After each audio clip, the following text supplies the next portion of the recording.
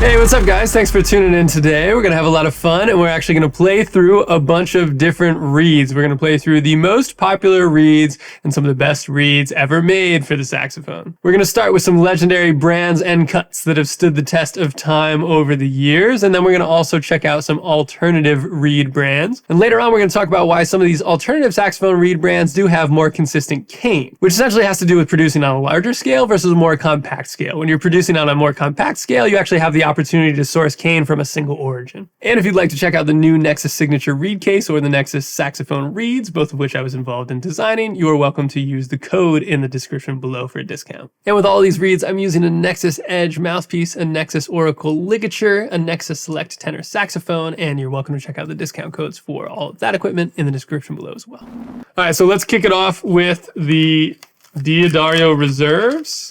And these Diodario Reserves, they have a longer vamp, they're filed reeds, they have a heavy spine, and a pretty traditional tip, according to the Diodario website. I'm gonna soak all of these reeds in water, and we'll play them all really quickly here, so you can get a sense of how they sound.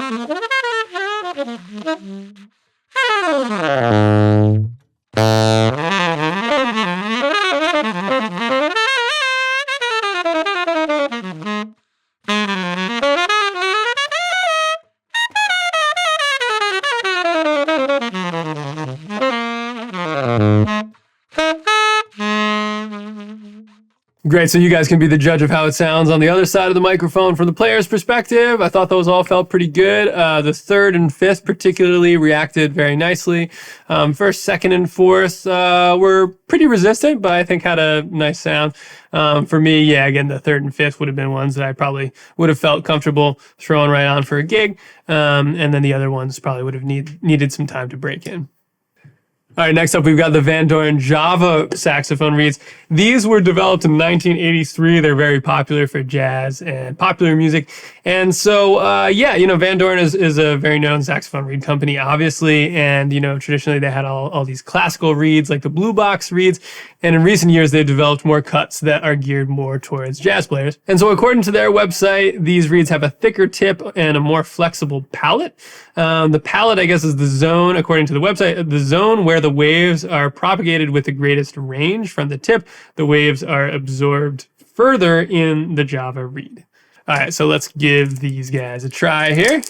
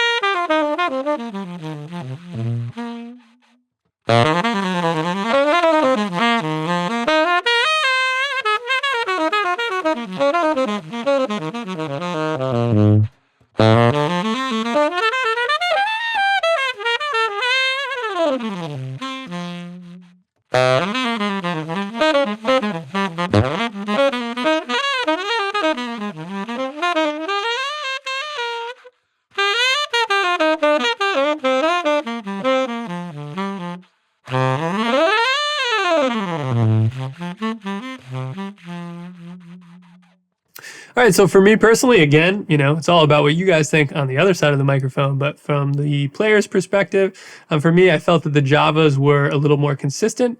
However, the Diodario reserves, the two that I liked, I did feel were pretty free-blowing.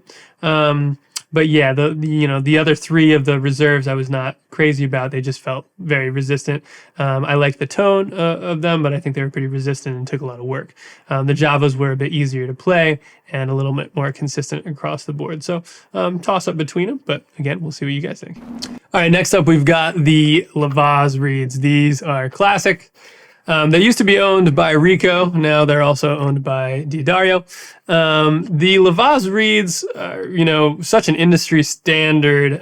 Many people played them, but perhaps most notably of recent years, the late Michael Brecker played them. And just a straightforward reed. They say that they have a traditional tip thickness and a stronger spine. So yeah, we'll see what these sound like.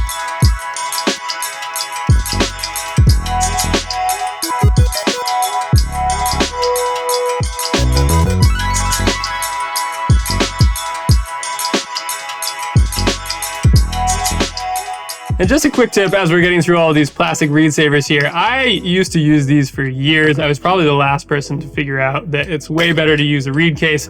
You don't have to get a Nexus reed case. These things are beautiful though, really nice. What do they call this? A magnetic strip, and it's made with hardwood. So really beautiful reed cases if you want one.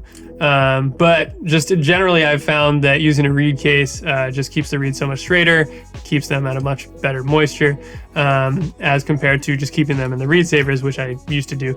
They would get warped a lot more often when I did that. So yeah, I would definitely recommend getting one of these.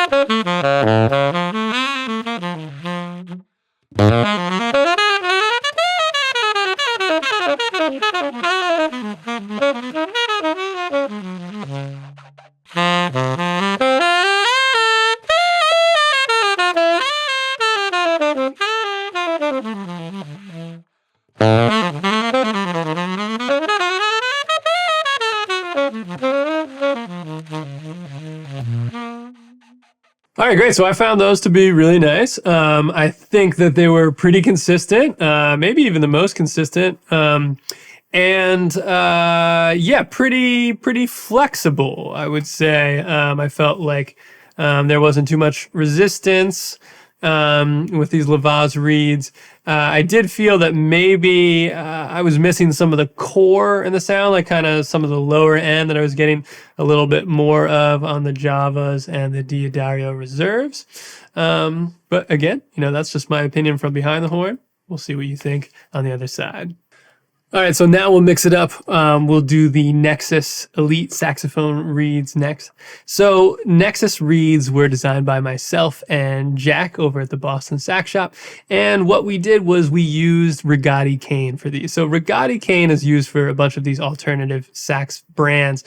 And Rigotti cane is pretty notorious in the industry for being extremely consistent and being single origins. So with a lot of these bigger saxophone companies, they source their cane from throughout the world, as opposed to being a single origin like what Rigotti does, where everything is owned by this essentially family-owned business, and they source everything at their own cane farm. So Jack and I essentially designed these reeds inspired by how reeds were cut in the 70s.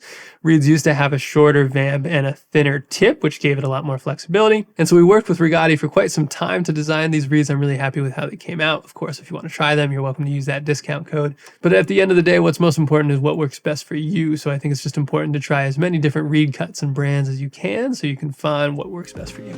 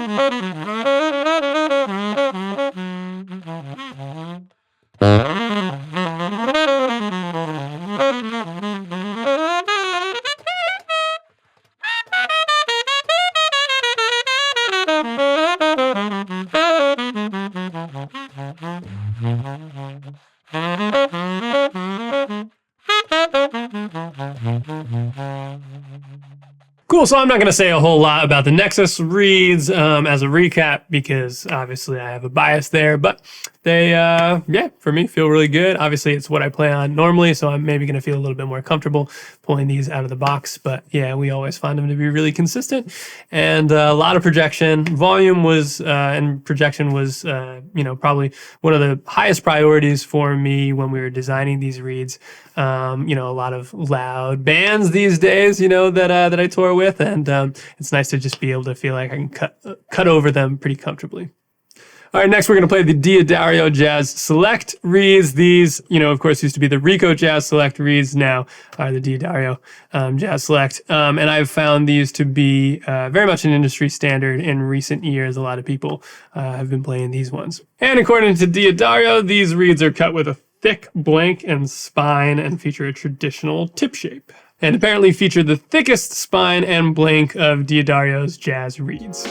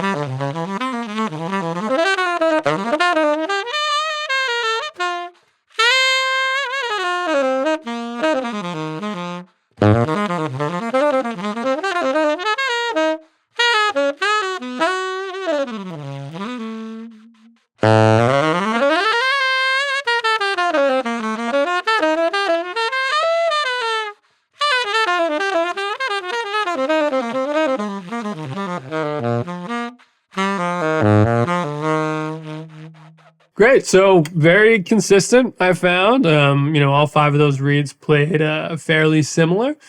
And yeah, I would say it's a pretty nice middle ground, I think, of everything. Yeah, so solid choice, of course. Can definitely see why these ones have become so popular.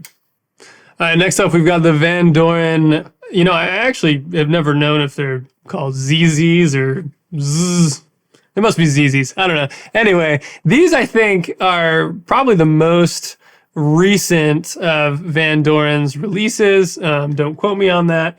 But these did come out in 2002. And it's another jazz cut for Vandoren. Definitely have heard of a fair amount of people playing these ones as well. Maybe not quite as popular as the Javas, but certainly have heard of a fair amount of cats playing on these. As far as what Vandoren says about them, it says the ZZ Jazz reed is immediately responsive without sacrificing the brightness or tone quality required for this style of music. The unique relationship between the heart and tip provides extraordinary color, great response, and a durable life. So I'm not really sure of any of the specs, so to speak, from that description. I'm not sure, what we've got going on as far as the tip and the vamp and all that. But let's play them and see what they sound like.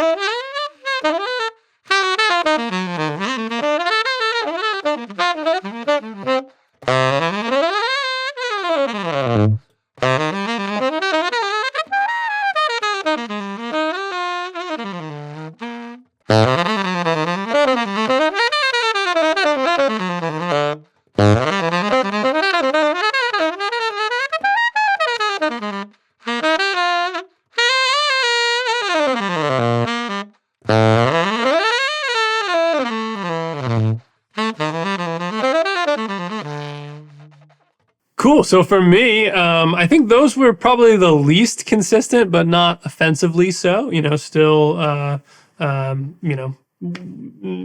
horrible, as my Jewish grandmother would say. But honestly, there was a really nice core to it. So yeah, I really dug those. Just struggled a little bit with the consistency at times. But yeah, curious to see what you guys think on the other side. All right, so now let's check out the Rigotti Gold. So this is, kind of the, I think, most popular Rigotti cut. And Rigotti, of course, as mentioned earlier, is the company that does source the cane and works with a lot of these alternative saxophone reed brands that have been coming up recently. Their cane is super consistent, nice family-owned business, and everything comes from the south of France. You know, reeds are a little bit like wine in that you want to have that kind of perfect area where the cane is grown and manufactured.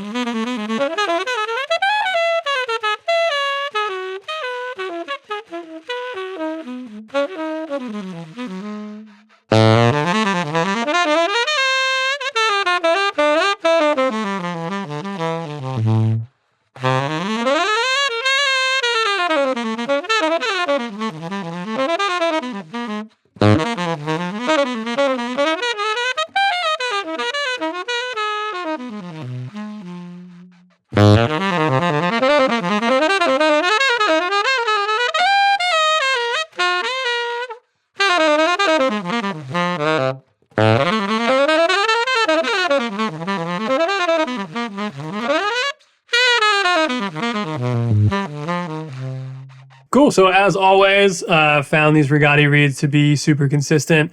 Just a single origin element all coming from that one farm, I think is really great to have for reeds. Yeah, so again, a bunch of alternative saxophone reed brands like Nexus and Boston Sax Shop and Roberta's Winds use the Rigotti cane, and for a good reason.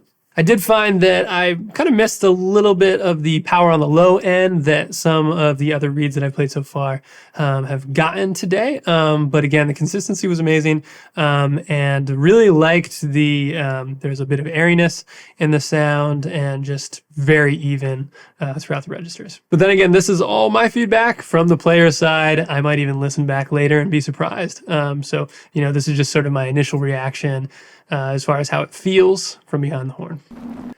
All right, and for the last reed that we're going to try today, this brand, of course, is the Boston Sax Shop reed. These are made with Rigotti cane as well. These reeds are made with a thicker tip, and as Jack explains, he wanted to go for something that was less bright than a typical jazz reed, but also could cut more than a classical reed.